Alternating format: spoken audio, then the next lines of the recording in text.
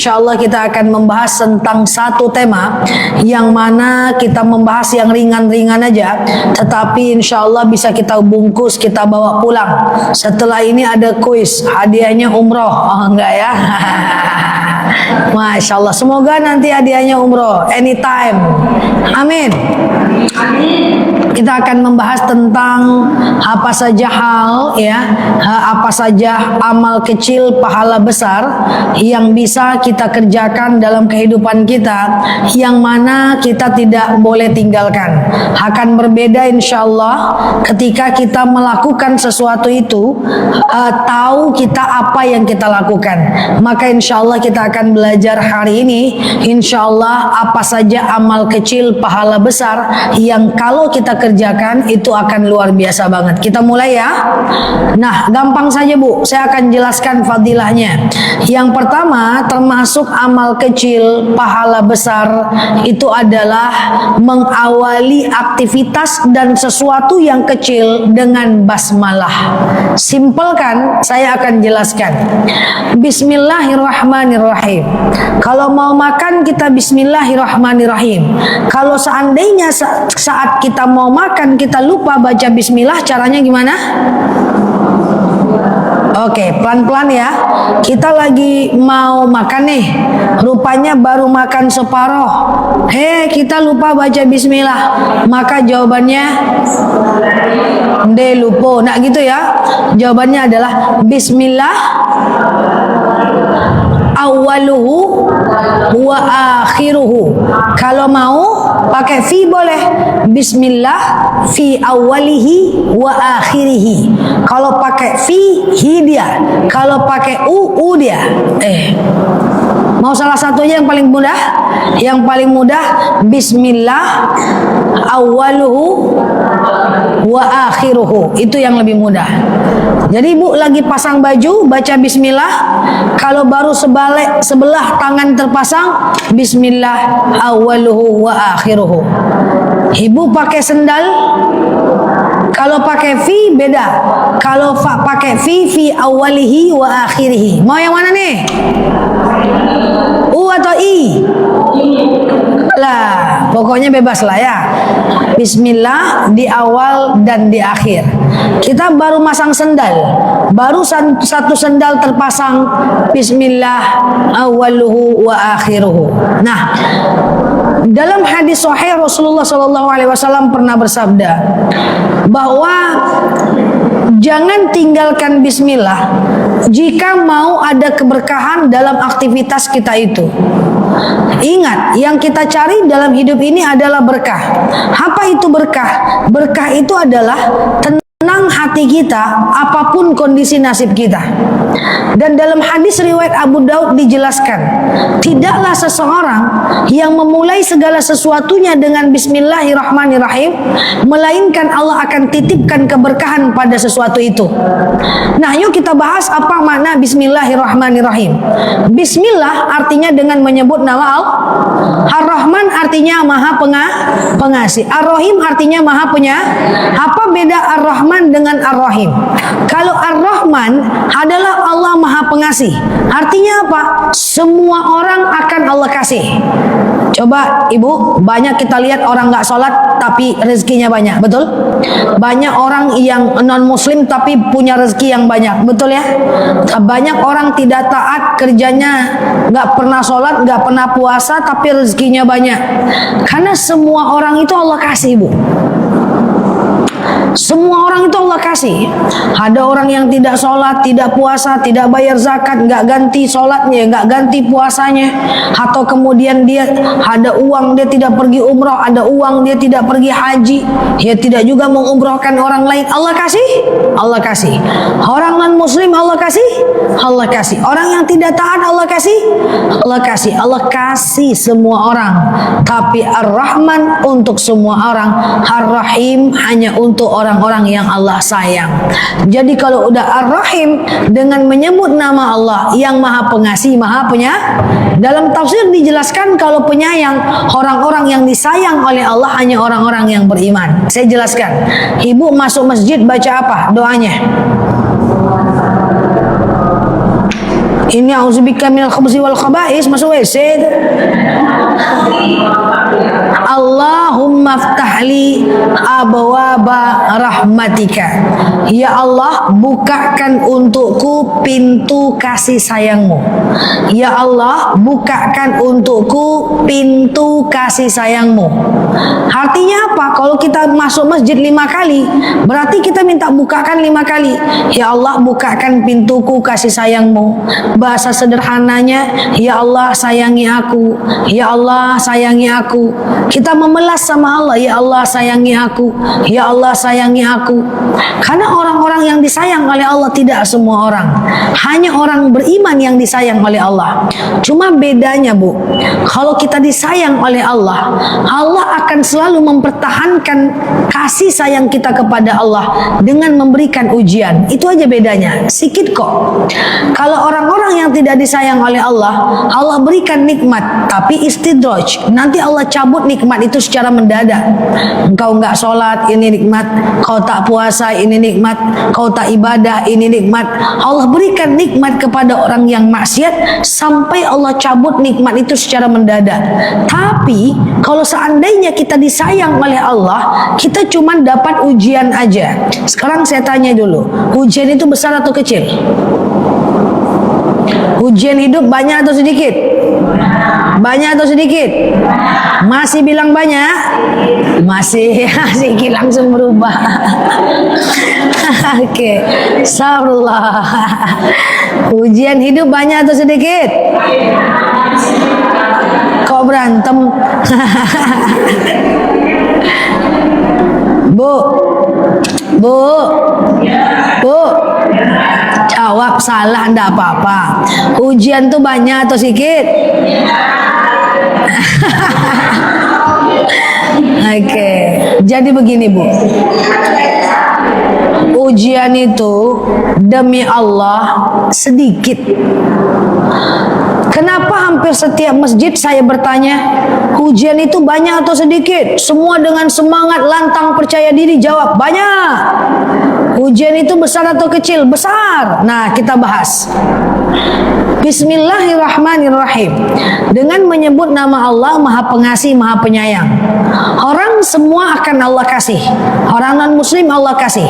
Tapi yang orang sayang hanya sedikit saja disayang oleh Allah. Orang yang disayang oleh Allah akan diberikan ujian. Tapi orang yang disayang oleh Allah akan diberi ujian yang sangat sedikit. Ujian tuh nggak banyak. Ujian tuh cuman sedikit. Saya akan buktikan kenapa ujian itu menjadi banyak bagi kita. Sekarang saya tanya, ada anaknya kuliah 6 bulan sekolah, dia melakukan kuliah, lalu kemudian 6 bulan dia belajar, ujiannya berapa lama? 1 minggu doang.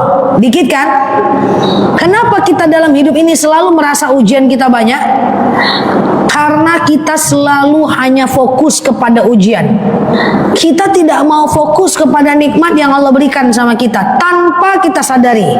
Contoh, ada orang punya anak durhaka, satu anaknya durhaka. Itu terus yang dia pikirkan. Dia nggak pernah pikirkan ada 4 anak lagi yang baik gitu. Paham sampai sini? Ada satu anak yang belum menikah. Saja doakan anak saya belum nikah. Wah, sedih saya, stres saya, ibati saya. Oh, berapa anak yang udah nikah? Ada 7 udah nikah, 1 belum lagi. Sakit kepala saya. Sekarang saya tanya, yang 1 tuh berzina enggak? Enggak sih Ustazah. Tapi pusing juga saya Ustazah. Pusing itu karena kita hanya memikirkan ujian. Kita tidak memikirkan ada 7 anak lagi yang sudah menikah. Sehingga otak kita hanya fokus dengan ujian. Sehingga kita merasa ujian itu besar. Sampai sini paham? Ustazah, teman saya nggak suka sama saya. Berapa orang? Cuma 3 orang. Dia fokus kepada 3 orang yang tidak suka sama dia. Dia lupa mensyukuri banyak orang yang suka sama dia. Ketika kita difitnah, digibahin, dikhianatin sama orang terdekat, kita cuma fokus dengan pengkhianatan. Kita lupa mensyukuri bahwa masih banyak orang yang sayang dan support sama kita. Itu makanya ujian itu terlihat sangat besar. Punya suami, dia aja ngomong nggak nyambung. Saja suami saya ajak ngomong nggak nyambung. Saya ngomong panjang-panjang, dia cuma bilang, oh, gitu aja saja. Dia nggak nyambung kekurangannya, ujian bagi kita. Tapi kita lupa dengan nikmat, bahwa dia ganteng, bahwa dia suka kasih nafkah, kalau dia suka kasih hadiah, kalau dia bertanggung jawab. Benar nggak?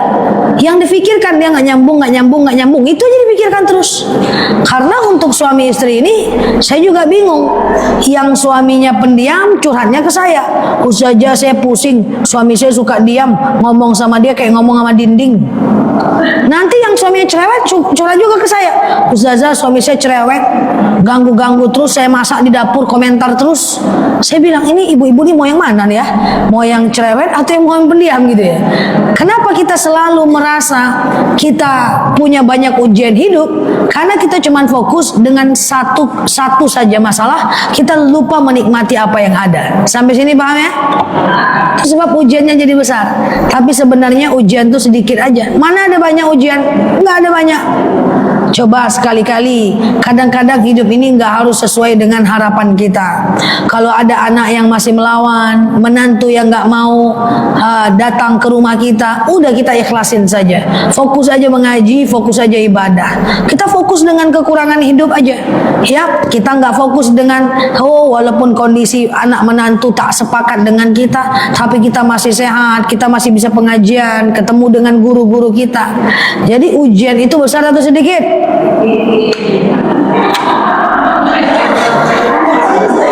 Ujian tuh kecil aja. Apa sih ujian yang berat? Bu, mau tahu ujian paling berat dalam hidup dalam Al-Quran? Mau tahu nggak? Dalam dalil dikatakan, saya yakin ibu nggak ada yang satu pun dapat ujian seberat itu. Walanabluwannakum bisyai'im minal khaufi wal ju'i wa naqsim minal amwal. Itu ujian yang paling dahsyat. Walanabluwannakum minal ju'. Aku akan uji kalian dengan kelaparan. Lapar bukan karena puasa, karena nggak ada duit buat makan. Wa naqsim minal amwal, dan kekurangan harta. Saya tanya, ada di sini nggak yang kelaparan? Ada nggak? Nggak ada. Ada yang naqsim minal amwal, ada yang kekurangan duit? Nggak ada kan? Jadi ujian yang paling berat itu adalah kelaparan karena nggak ada makanan dan kekurangan harta. Diomongin orang bukan ujian berat. Mau nggak punya kawan atau nggak punya uang? Nggak punya kawan atau nggak punya uang? Saya nggak lanjut jadi nggak punya uang ya. Jadi nggak punya kawan. Nggak punya uang nggak apa-apa. Nggak punya uang bahaya. Kadal fakru ayyakuna kufran. Kefakiran akan membawa kepada kekafiran. Banyak orang yang gak suka sama kita. Apakah masalah? Enggak juga. Cuma masalahnya kan yang dirisaukan tuh manusia terus. Ustazah, teman saya enggak suka sama saya. Ustazah, sejak saya hijrah saya enggak punya kawan. Ustazah, sejak saya hijrah saya dibilang so alim. Ustazah, teman-teman satu RT enggak suka sama saya. Padahal cuma 4 orang enggak suka, dia bilang satu RT. Ustazah, teman-teman satu pengajian Al-Fatih nggak suka sama saya. Yang nggak suka cuma 2 orang, dibilangnya satu pengajian nggak suka.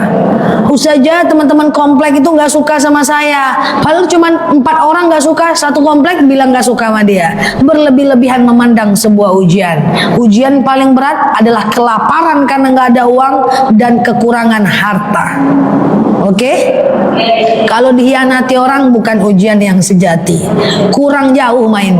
Kalau sekedar digibahin, difitnah orang bukan ujian sejati. Kurang jauh main. Lebih banyak slow down, nikmati apa yang ada, fokus kepada orang-orang yang menyukai, fokus kepada nikmat yang Allah berikan. Jangan terlalu fokus pada ujian. Ya, karena sejatinya ujian itu sedikit. Cuman bedanya kalau di dunia kita diuji dulu baru ngambil pelajaran. Kalau di sekolah kita diambil pelajaran dulu baru diujikan, betul? Ada yang nanya, Ustazah, saya sedih, anak saya nggak lulus masuk kampus negeri. Saya sedih, saya diuji, anak saya nggak lulus masuk polisi. Bisa jadi itu bukan ujian, bisa jadi itu adalah cara yang terbaik. Berapa banyak orang-orang yang gak lulus kampus yang dia mau, akhirnya dia bisa menjadi orang sukses walaupun dia tidak ditaruh di tempat yang dia inginkan. Betul ya? Banyak orang yang di PHK, itu ujian. Aku diuji Nel, aku di PHK. Kalau dia mau kerja lebih baik lagi, setelah 5 tahun, 6 tahun, dia akan bilang, coba kalau dulu aku nggak di PHK, pasti aku akan gitu-gitu aja. Untung aku di PHK, makanya aku jadi sukses sekarang. Jadi ujian itu sebenarnya Allah kasih untuk kemudian nanti kita belajar dari situ. Maka percayalah, kita balik kepada kaji kita, orang yang disayang oleh Allah, bismillahirrahmanirrahim, dengan menyebut nama Allah Maha Pengasih, Maha Penyayang. Orang yang dikasih Allah semuanya, yang disayang hanya orang tertentu saja. Semoga kita semua menjadi orang yang disayang oleh Allah. Amin. Sehingga banyak diuji. Amin. Oke, yakin aminnya tuh? Baik ya. Ini yang pertama. Oke, jadi setiap mau apa-apa baca bismillahirrahmanirrahim. Mau makan bismillahirrahmanirrahim. Mau pasang mukena bismillahirrahmanirrahim.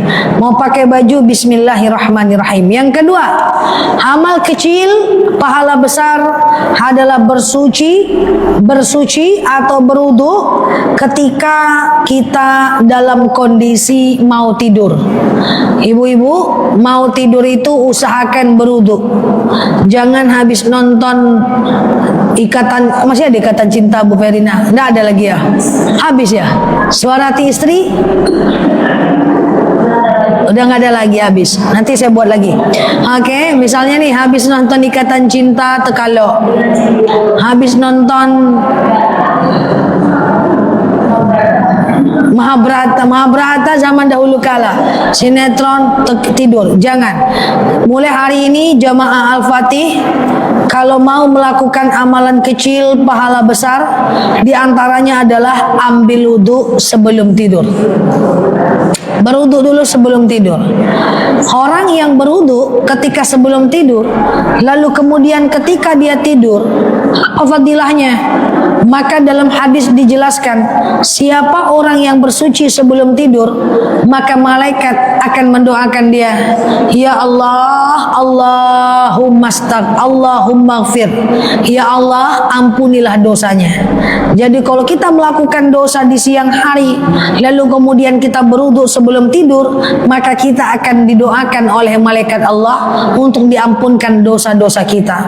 Muncul pertanyaan, Ustazah, saya wudu sebelum tidur, lalu kemudian saya punya suami, tersentuh dengan suami, bersentuhan wudu dengan suami, batal nggak?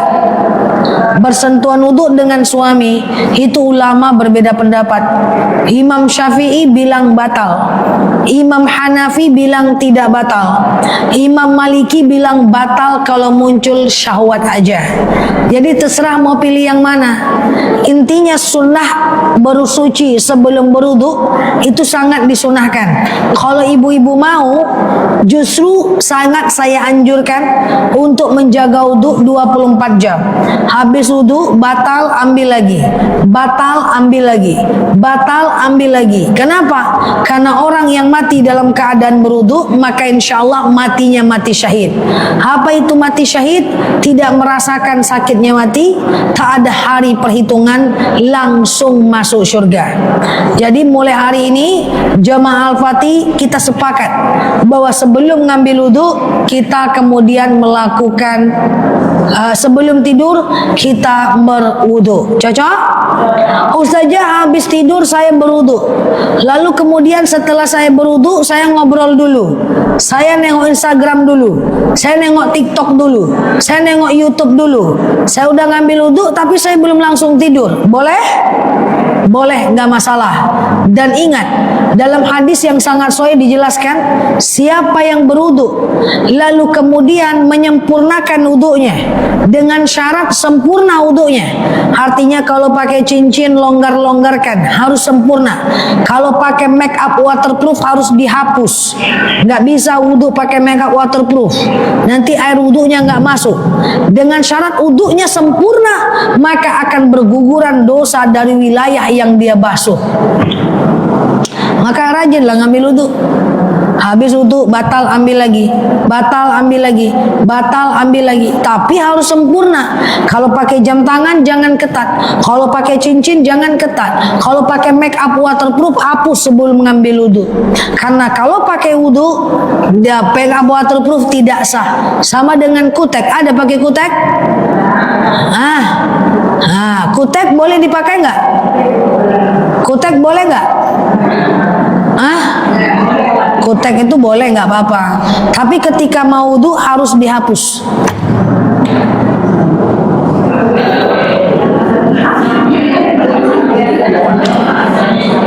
Bagaimana? Ada ya? Ada kutek yang bisa dikelupas rupanya. Tapi masa kelupas 5 kali sehari?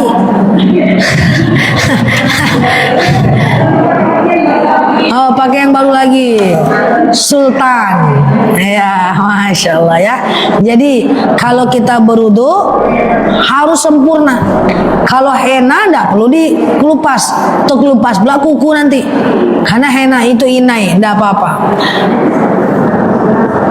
Kalau jamaah Al-Fatih mau jaga wudu 24 jam, wah mantap. Nggak perlu lagi skincare. Bersih insya Allah, glowing. Pakai skincare dikit-dikit aja lagi. Tapi niatnya benar-benar lillahi ta'ala. Ya, karena setiap kita ngambil wudu berguguran dosa daripada wilayah yang kita wudukan. Wudu itu kan tidak susah. Yang dihapus cuma 4, yang dibasuh cuma 4 aja. Muka, tangan, kepala, kaki. Muka, tangan, kepala, kaki. Muka, tangan, kepala, kaki. Kalau kentut tidak usah emosi. Kantui tarui mah kalau bahasa Minang tidak usah. Ya toh setiap kita ngambil wudu kita dapat pahala sunnah. Toh setiap kita ngambil wudu maka dosa-dosa kita akan berguguran. Karena banyak orang-orang yang saya minta coba jaga wudu lah, biar nggak emosian. Pusing aku jaga wudu Nel, ngapa? Kentut terus, kentut pun emosi. Coba bayangkan. Kentut biarlah kentut. Nanti ambil wudu lagi, jangan marahin pula kentut. Nah, jangan dimarahin. Iya kan, tidak masalah. Kan karena dia kita jadi dapat pahala berwudu lagi. Oke? Yang ketiga, amal yang bisa dilakukan kapanpun. Yang ketiga, amal yang pahalanya kecil, amalnya kecil, pahalanya besar adalah istiqomah dalam ibadah. Saya pelan-pelan ya. Yang pertama apa tadi? Baca bismillah. Yang kedua, berwudu sebelum tidur. Yang ketiga, amalan kecil pahala besar adalah istiqomah dalam ibadah. Saya coba jelaskan pelan-pelan. Ibu-ibu, dalam hadis riwayat Abu Daud dijelaskan bahwa ibadahlah kalian semampunya, tapi terus menerus. Karena Allah lebih suka amalan yang semampunya saja, tapi terus menerus, daripada banyak tapi putus-putus. Artinya apa? Istiqomah lebih Allah cintai, walaupun sedikit tapi terus, daripada banyak tapi terputus. Ini harus menjadi keyakinan kita. Karena nggak ibadah yang baik jika sekali ibadah banyak, habis itu 3 bulan nggak ibadah lagi. Maka saya ingin sampaikan, yang dikejar dalam ibadah adalah istiqomah. Contoh, ibu misalnya pengen istiqomah sholat tahajud, Bu, caranya itu pelan-pelan Bu, semampunya dulu Bu. Ya, contoh, bangunnya dekat-dekat azan subuh dulu. Misalnya azan subuh jam 4:40. Ibu bangun jam 4:20. Masih bisa tahajud 2 rakaat, witir 1 rakaat. Supaya dia semampunya dan seterusnya. Jangan pertama kali kita mau tahajud langsung bangun jam 2 malam, tekantuk, tidur lagi, subuh lewat. Atau bangun jam 2 malam lalu kemudian kita nggak tidur sampai subuh, besok pagi pingsan, ujungnya kita nggak mau lagi tahajud. Jadi tahajud itu mau istiqomah mulai dari 2 rakaat dulu, terus dekat-dekatkan dulu azan subuhnya. Kalau udah dekat azan subuhnya, kita udah puas dulu tidurnya. Paham nggak kira-kira? Kan saya pernah bilang sama jemaah, Mana pernah saya minta kita semua ibadahnya banyak-banyak? Tidak pernah. Saya selalu bilang sedekah subuh itu 2000 dulu. 2000. Setelah semangat baru naikkan 5000. Karena mesti istiqomah semampunya. Bahkan banyak dalil yang menjelaskan tentang istiqomah dalam ibadah itu biasa aja dulu. Contoh, ada dalil faqra'ul Qur'an mastata'tum. Bacalah Al-Quran sesuai dengan kemampuan kita saja dulu. Pelan-pelan. Jangan sekali baca Quran banyak, habis itu nggak baca-baca lagi. Baca Quran boleh sehari 15 menit, tapi tiap hari. Kalau udah sebulan, baru tambah jadi 30 menit. Lakukan lagi 30 menit sebulan, baru tambah jadi 40 menit. Demi Allah, tidak akan ada satupun amal yang dilakukan konsisten kalau langsung diporsir. Silakan dibuktikan.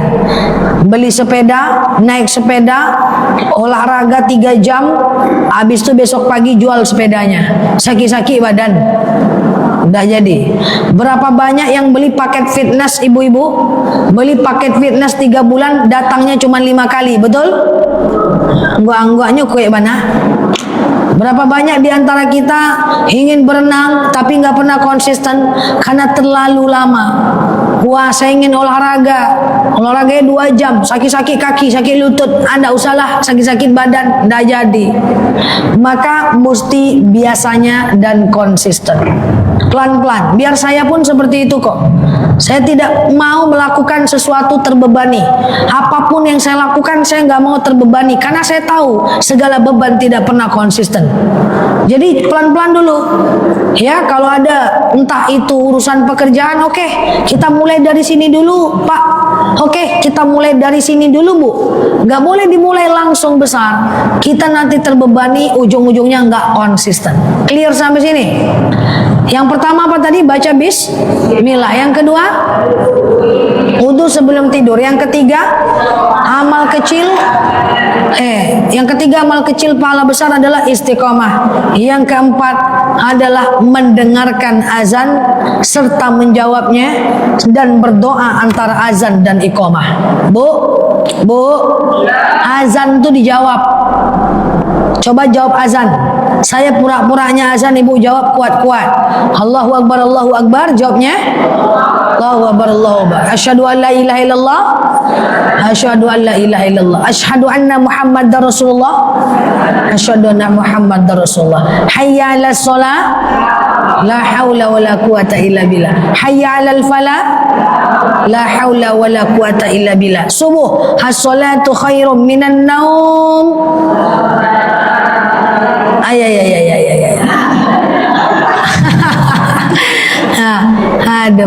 Jadi azan subuh kemana nih? Ya, as-salatu khairum minan naum. Jawabnya shadaqata wa bararta wa ana ala dzalika minasyahidin.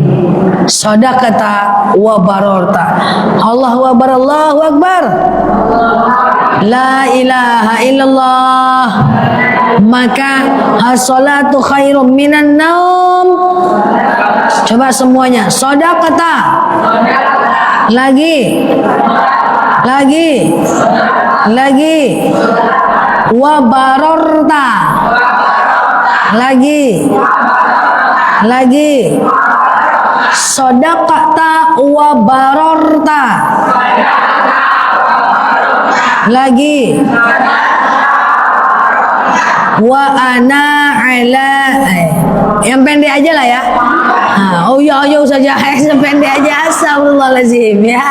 Shadaqata wa bararta. Jadi begini Bu, lagi azan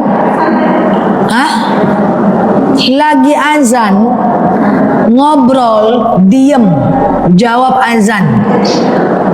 Lagi baca Quran tutup, jawab azan, Qurannya tutup. Lagi zikir tutup Quran, tutup zikirnya, jawab azan. Lagi nelpon, tutup teleponnya, jawab azan. Lagi ngobrol, shh, azan. Lagi pengajian, shh, azan. Lagi berdoa, pause, jawab azan. Lagi belajar mengajar, diem, jawab azan. Lagi belajar mengajar, diem. Kalau ada di sini ibu host live, host live tahu enggak? Tukang live nya macam saya ini asik live. Host live. Lagi azan, tunggu dulu teman-teman. Azan, jawab azan dulu. Tidak ada boleh apapun dilakukan ketika azan. Ketika azan, jawab azan. Baca Quran aja tutup kalau lagi azan, apalagi bercerita. Kalau jamaah Al-Fatih lagi azan cerita, saya cari tengah malam. Enggak boleh. Shadaqata wa barorta. Jadi gini. Nanti kan kita jawab azan, terus kita baca doa setelah azan, ya. Lalu kemudian kita berdoa tuh.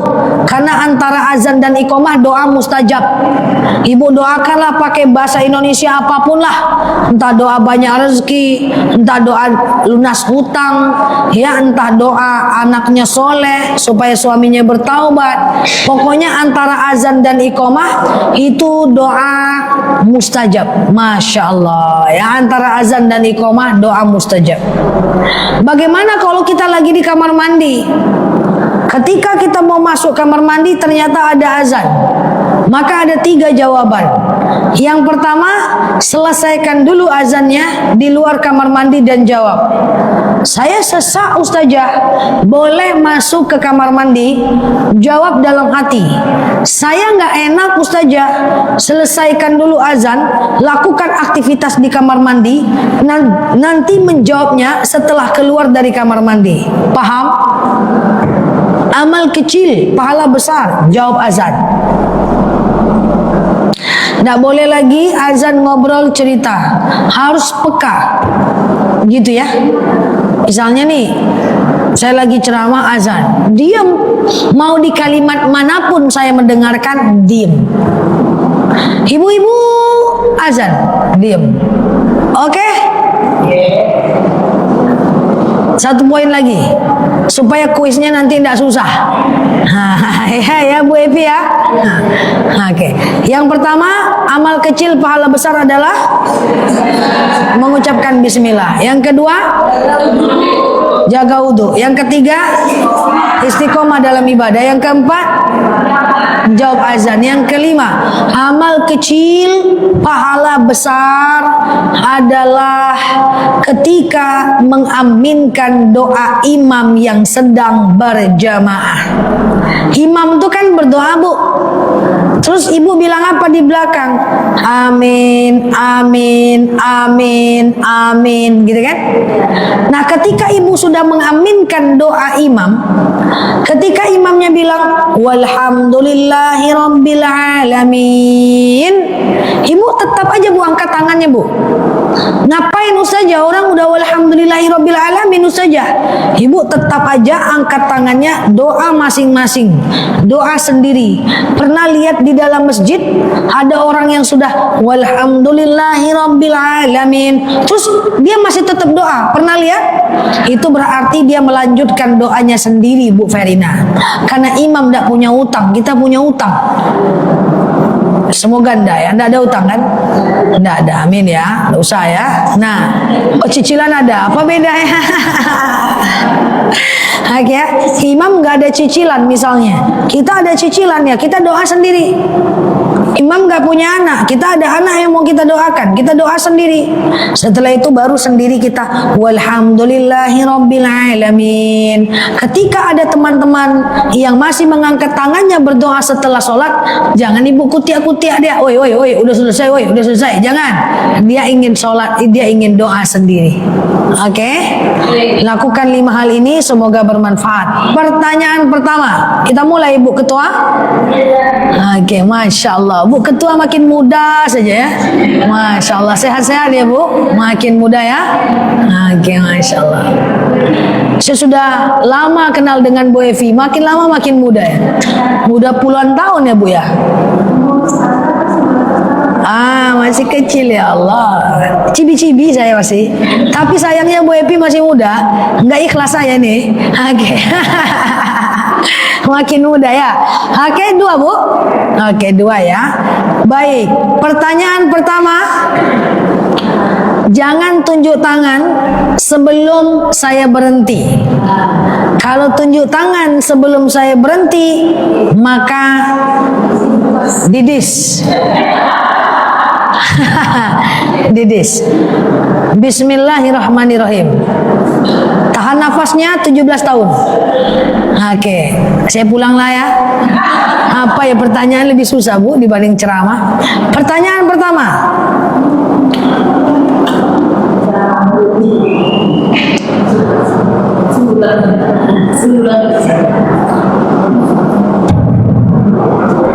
Sebutkan 2 secara lengkap dan benar. 2 lengkap dan benar tentang cara membaca bismillah kalau kita lupa. Ya Bu, tafadhol Bu. 1, 2. Dia 2 Bu, 2 Bu.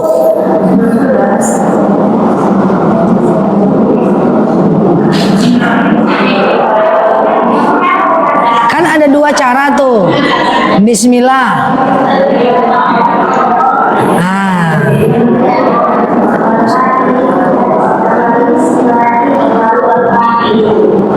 Oke, betul?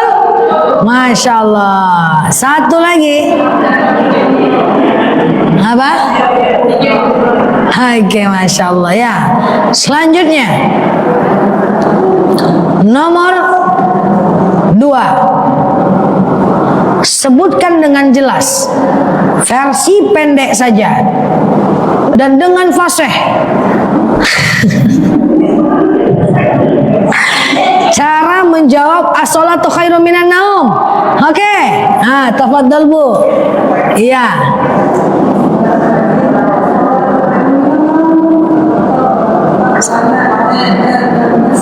Masya Allah, betul baby. Masya Allah, alhamdulillah. Demikian dari saya. Ada yang bisa baca doa?